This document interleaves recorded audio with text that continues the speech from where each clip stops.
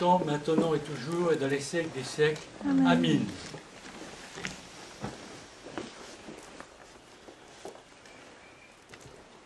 Ce Noël interroge tous les chrétiens. Certes, il interroge le monde entier, mais nous savons qu'en ce moment même, au Nigeria, en Syrie,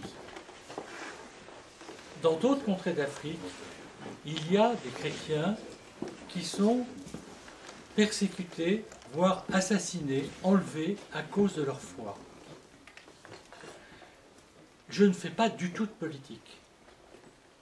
Je ne suis pas en train de dire aujourd'hui quel camp il faut choisir entre un président qui en Syrie protège les chrétiens et des personnes qui luttent contre lui au nom d'une liberté en assassinant ces chrétiens arabes qui sont restés fidèles à leur foi chrétienne malgré la montée et la venue de l'islam et qui vivaient en paix au milieu des musulmans dans ce pays, la Syrie. Les guerres confessionnelles du Liban n'ont jamais été des guerres religieuses, c'était des guerres politiques. Je parle de cela aujourd'hui parce que Noël est la fête de la paix. Et les chrétiens se questionnent en disant « Mais où est cette paix ? Où est cette paix ?» C'est oublier que le Christ a dit « Je vous donne ma paix, non comme le monde la donne, mais comme moi je vous la donne. » Le Christ n'a jamais parlé de paix civile, de paix d'entente, d'arrangement, de paix diplomatique, qui se font après de longs conflits où des peuples qui ne s'entendaient pas s'entendent. Certes, Dieu se réjouit d'une telle entente, mais ce n'est certainement pas le message du Christ. Le message du Christ, c'est une paix intérieure. Et c'est une paix qui se donne par le Christ, par certaines ascèses, certaines prières dont je vous parle souvent, mais qui a son centre dans ce mystère de Noël, dans l'incarnation, dans le Verbe qui se fait chair, dans Dieu qui devient homme, et qui nous propose de venir naître en nous, venir en nous, comme dans une grotte à bestiaux, et nous disons cela dans les prières orthodoxes. Permets-moi de te recevoir en moi, comme tu es venu dans une grotte à bestiaux. Repose-toi en moi, comme enfant tu t'es reposé dans cette grotte à bestiaux. Et c'est le mystère de l'Eucharistie. Le mystère de l'Eucharistie, c'est la présence, quelle que soit la fluctitude de nos péchés, il nous est demandé que la conversion. C'est-à-dire, il nous est demandé que de nous savoir pécheurs, de nous désigner comme pécheurs, d'être le fils prodigue qui revient vers le Père, d'être le roi David qui sanglote en se repentant de son péché et en confessant le meurtre et l'adultère devant le prophète Nathan, et qui va écrire ses plus beaux psaumes, le psaume de pénitence, le psaume 50, par ce repentir, qui nous donne le chemin de repentir. C'est la pécheresse qui essuie de ses larmes, qui arrose de ses larmes les pieds du Christ et qui les essuie avec ses cheveux. C'est cela qui nous permet de recevoir le Christ. Non une vie qui serait devenue meilleure. Certes, le Seigneur le souhaite, mais c'est d'abord et avant tout l'humilité et savoir que sans lui, nous ne pouvons rien faire.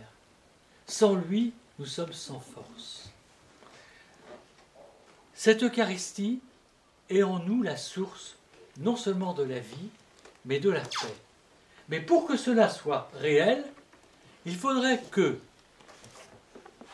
nous ayons plus d'un instant de ferveur, et cette ferveur, elle est grande, je le vois dans chacun de vous quand vous venez communier, mais je ne sais pas si, 1 heure ou 2 heures après, vous vous souvenez que le Christ est toujours présent en vous.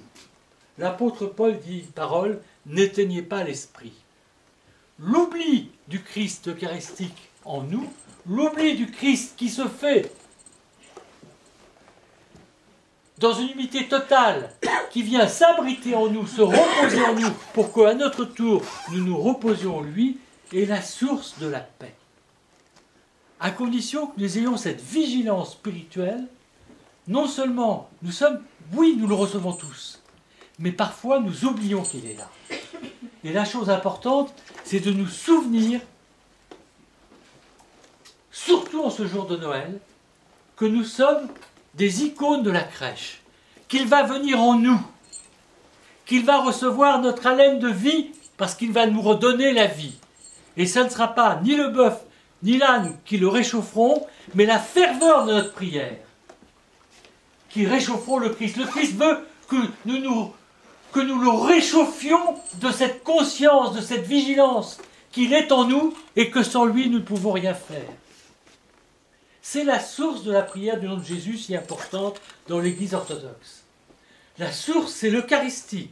La première personne humaine à avoir invoqué le nom de Jésus, c'est lors de l'incarnation même, le 25 mars, lors de l'Annonciation, lorsque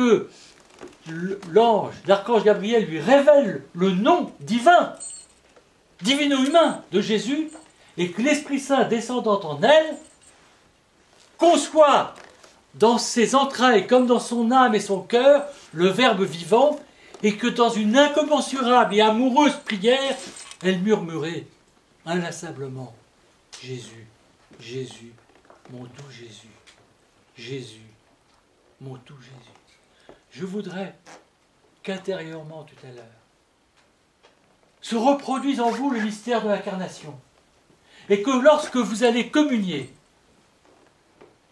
vous allez intérieurement murmurer « Jésus, Jésus, Jésus ».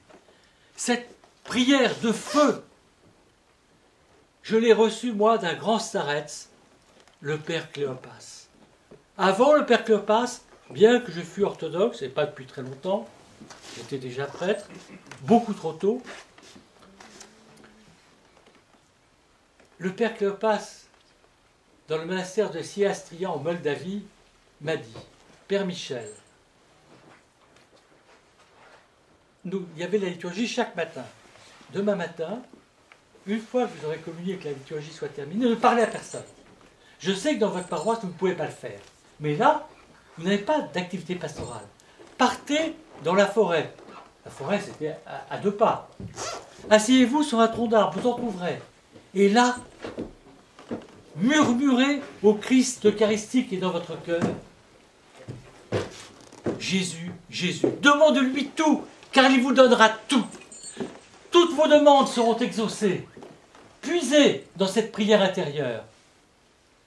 Nous n'avons pas, comme dans l'Église catholique, la prière du Christ extérieur dans un ostensoir avec la présence réelle. Nous avons la prière du Christ intérieur devenant nous-mêmes de nouveaux ostensoirs, devenant nous-mêmes cette crèche à bestiaux qui reçoit le Christ. Et c'est ainsi que nous murmurons Jésus, Jésus, Jésus. Le Christ est né!